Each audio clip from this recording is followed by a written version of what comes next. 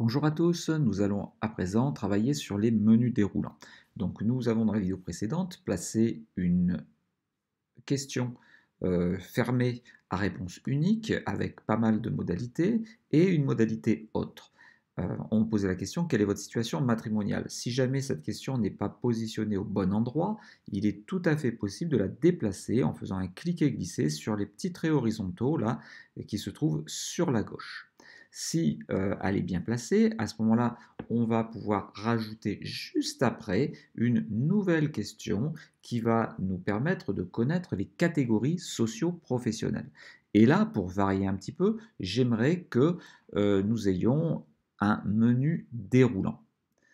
Parce que le nombre de modalités est là aussi très importante. Je préfère donc ne pas avoir encore trop de pavés cliquables. Donc pour faire cela, on va cliquer sur le plus de la question qui précède. Juste après, donc, se crée une nouvelle question et on va créer comme libellé question 12, puisqu'on est après la question 11. On va nommer à quelle catégorie socio-professionnelle appartenez-vous? Donc une fois que cette question est faite, eh bien, nous allons pouvoir choisir le type de question. Le type de question, cette fois-ci, on ne va pas prendre un pavé cliquable, on va ouvrir la liste et on va choisir menu déroulant. Donc menu déroulant, il est tout en bas de la première colonne dans la première section.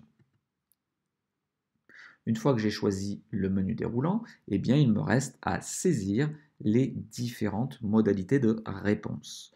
Donc là, on va aller dans agriculture, agriculteur exploitant.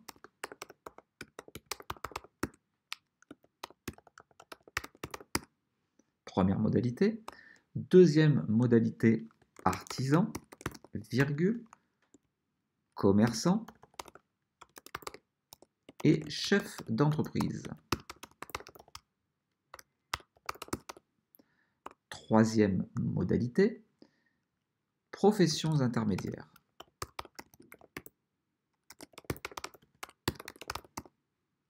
Quatrième, ah, là je me suis trompé, mais c'est pas grave, je vais mettre celle d'après. J'en ai sauté une qui était cadre et profession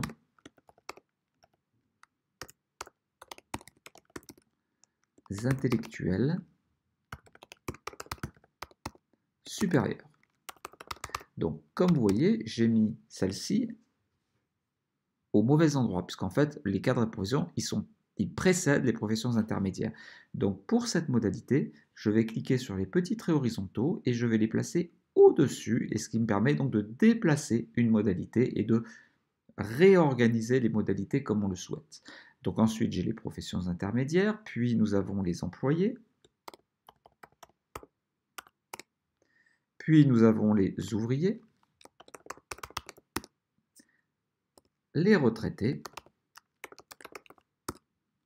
et les gens sans activité professionnelle.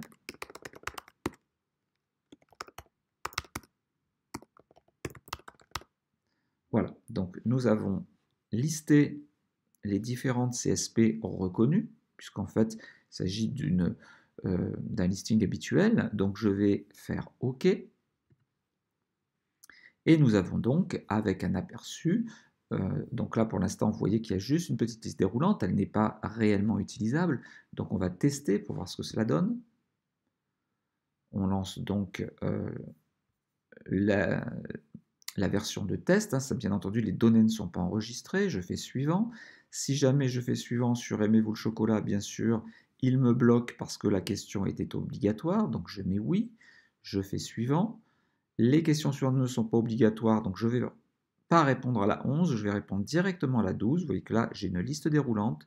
Si je l'ouvre, j'ai les différentes modalités que j'ai écrites. On va prendre profession intermédiaire, et vous voyez que profession intermédiaire se positionne bien dans la liste déroulante. Voilà, donc nous avons vu une autre façon de représenter des questions fermées à réponse unique.